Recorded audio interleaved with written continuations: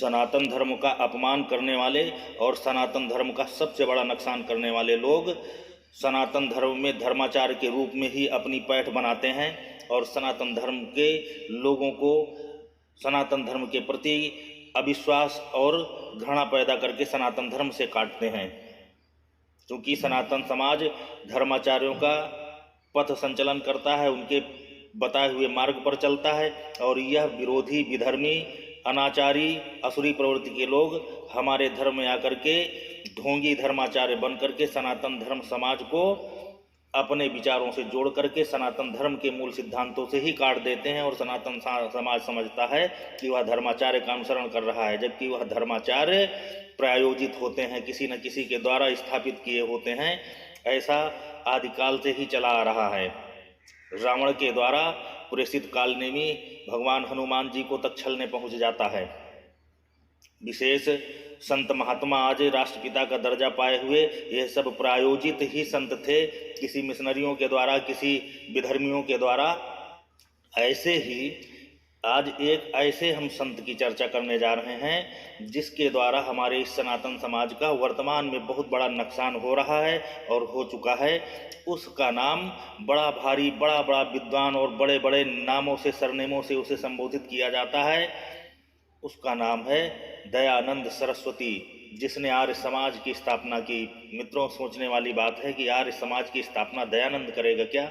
आर्य समाज तो उस श्रेष्ठ समाज को कहा जाता है जिस समाज में भगवान रामकृष्ण जैसे आर्य पैदा हुए। उस श्रेष्ठ परंपरा के अनुयायी आर्य समाजी होते हैं। आर्य समाज तो जन्मजात व्यक्ति होता है, आदिकाल से ही आर्य समाज चली आ रही है। लेकिन मिशनरियों के द्वारा, अंग्रेजों के द्वारा प्रायोजित यह दयानंद अपनी एक रजिस्टर्ड संस्था बना करके हमारे आर्य, जो प्राचीन आर्य हैं, उन आर्यों पर ही उंगली उठाना शुरू कर देता है और उन पे लांछन लगाना शुरू कर देता है। और हमारा जो मूल ग्रंथ है वेद, वेद पर अपना स्वयं का विचार और मनगढ़ंत चीज़ें लिख करके समाज को अपना कथित वेद ज्ञान बांटने लगता है और समाज में विघटन पैदा करता है।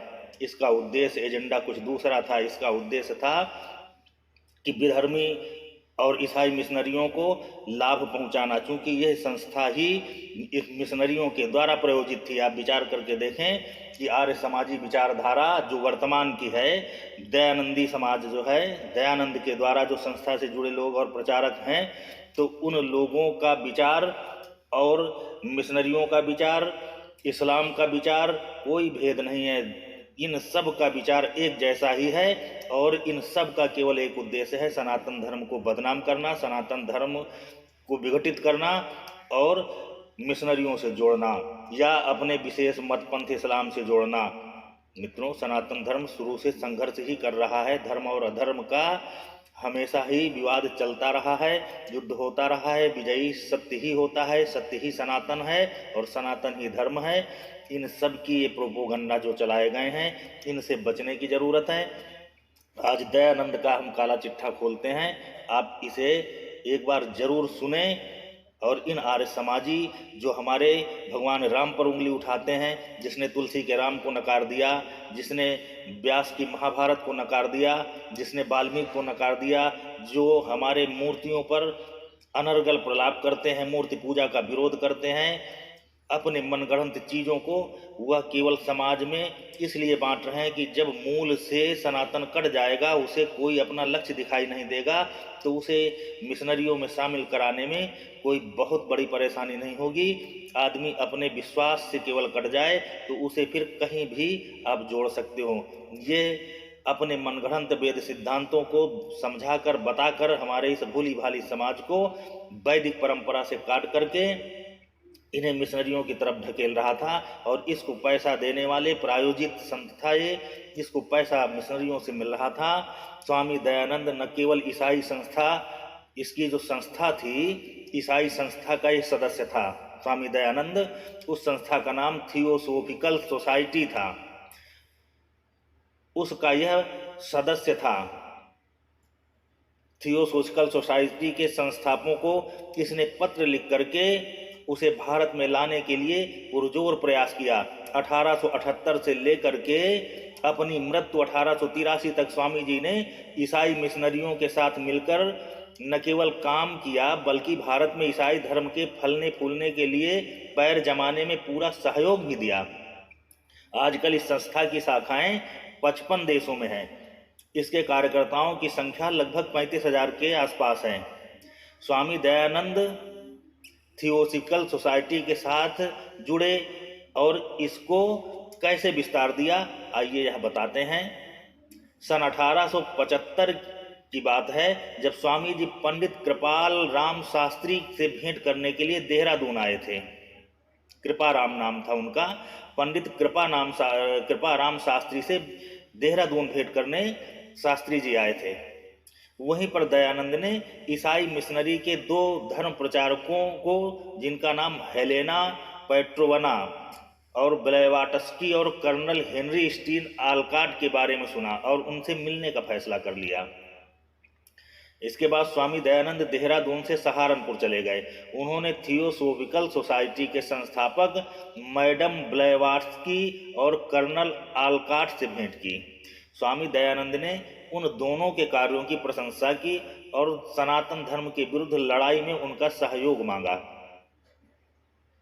अब ये चूंकि सनातन द्रोही थे तो सनातन धर्म से लड़ाई में उस सोसाइटी के जो संस्थापक था कर्नल आलकाट, उससे इन्होंने किससे लड़ाई में, सनातन धर्म के विरोध में, सनातन धर्म के विरोध में जो कार्य एजेंडा अपना चला रहे थे उस मिशनरी के संस्थापक ब्लेवाटस्की और कर्नल आलकाट से मदद मांगी।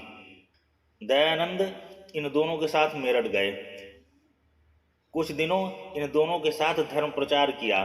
किसका धर्म प्रचार किया? मिशनरी का काम मिशनरी का कर रहे थे, लेकिन चर्चा सनातन की कर रहे थे और सनातन में सनातन की बुराई बता करके आदमी को सनातन से काट रहे थे और मिशनरियां उन सनातन से कटे लोगों को अपने में जोड़ रही थी।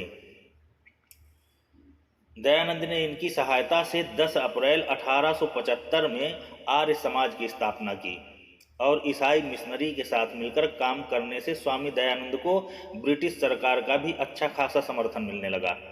5-6 महीने दयानंद के साथ धर्म प्रचार करने के बाद कर्नल आलकाट और मैडम ब्लेवाटस्की न्यूयॉर्क के लिए चले गए, जहां उन्होंने थियोसॉफिकल सोसाइटी की स्थापना की।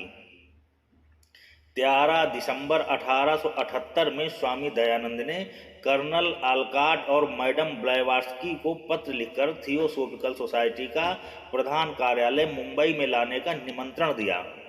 स्वामी दयानंद के निमंत्रण पर फरवरी 1879 में सोसाइटी का प्रधान कार्यालय न्यूयॉर्क से मुंबई में आ गया और आर्य समाज कार्यालय का नाम बदलकर theosophical society of the Arya Samaj रख दिया गया। ये मनगढ़ंत नहीं है, ये प्रमाण है। जो आर्य समाज का कार्यालय था उसी को इन्होंने theosophical society of the Arya Samaj रख दिया। 1879 से लेकर 1886 तक थियोसॉफिकल सोसाइटी और आर्य समाज ने साथ में काम किया।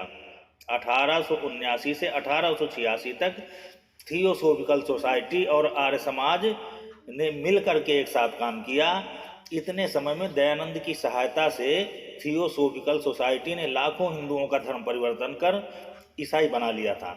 दयानंद ने थियोसॉफिकल सोसाइटी के लिए जो यह कार्य किया, दयानंद ने थियोसॉफिकल सोसाइटी के लिए यह कार्य कैसे किया, आप यह भी समझ लीजिए कि कैसे वह थियोसॉफिकल सोसाइटी को मदद कर रहे थे। दयानंद सरस्वती के बारे में क्वींस कॉलेज के प्राचार्य रूडॉल्फ होर्नल ने एक बात लिखी है, शायद आप लोग नहीं जानते हैं, इसलिए आपको आर्य समाज पे आस्था बढ़ती है।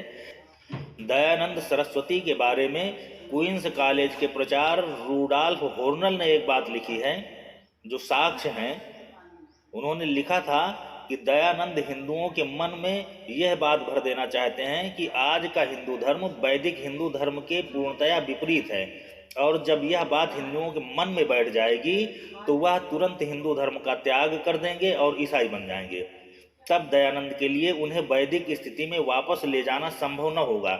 ऐसी स्थिति में हिंदुओं को एक विकल्प की खोज होगी जो उन्हें हिंदू से ईसाई धर्म की ओर स्वतः ही लेके चली जाएगी।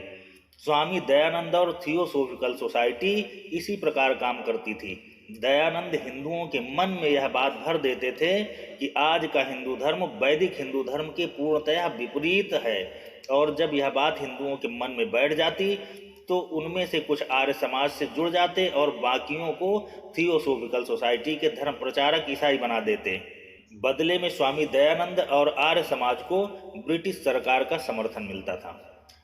जिस किसी भी आर्य समाजी को मेरी बातों पर अंश मात्र भी संदेह हो, दयानंद की ईसाई मिशनरी के एजेंट अर्थात दलाल, दयानंद दलाल ही थे ईसाई मिशनरियों के, जो कृपया थियोसोफिकल सोसाइटी की साइट पर जाकर चेक करें। आप और आगे समझ लीजिए। और यदि इसमें अब भी किसी को किसी भी प्रकार का कोई संदेह है कि दयानंद थियोसोफिकल सोसाइटी के सदस्य थे या नहीं थे, तो जाकर दयानंद की 1882 में तैयार कराई वसीयत के बारे में पढ़ लें।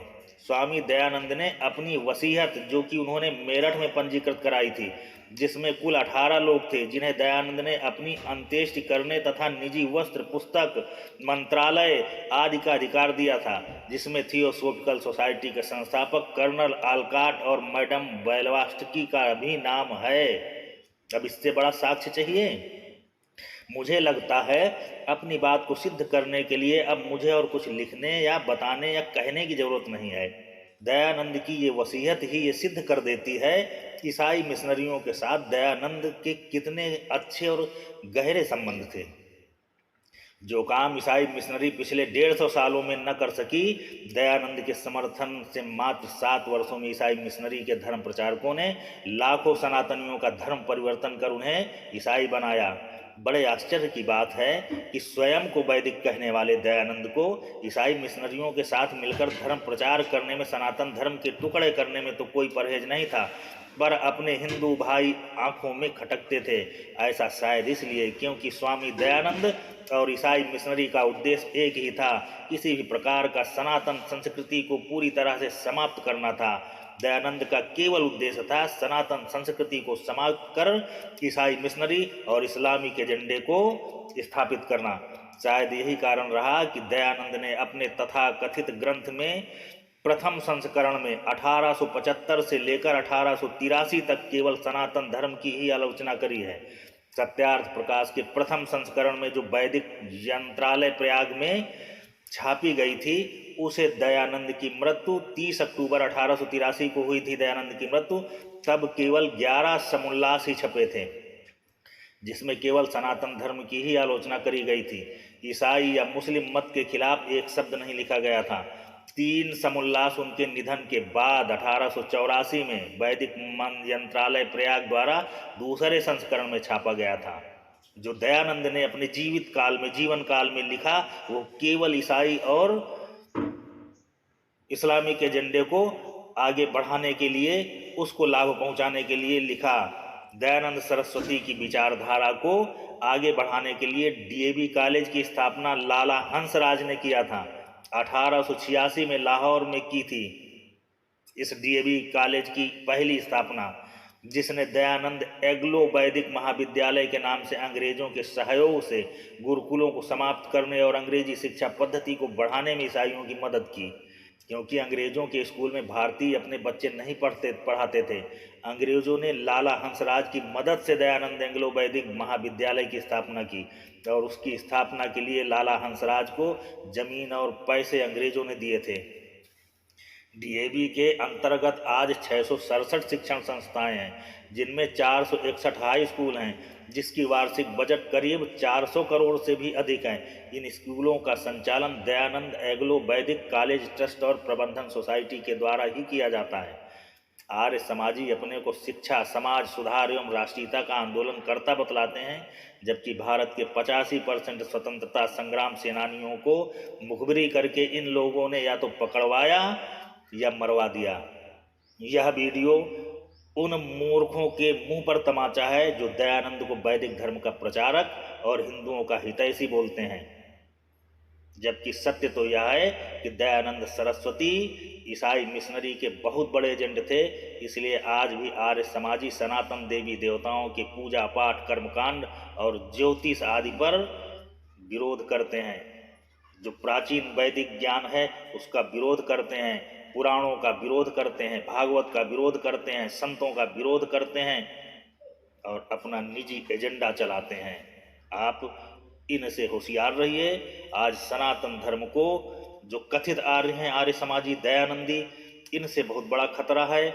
इस्लामिक खतरा है ही, ईसाई मिशनरियों का खतरा है ही, और नए अम्बेडकरवादी कथित ये ज्योतिबा फुले के एजेंट, ये सब सनातन धर्म के द्रोही ही हैं, जो संत वेश में आकर के, समाज सेवक के रूप में आकर के, किसी भी स्वरूप में आपके हितैषी बन करके आपको ही आपके विश्वास से काट देंगे, आपको आपके धर्म से काट देंगे, आपको अपनी पूजा पद्धति से काट देंगे।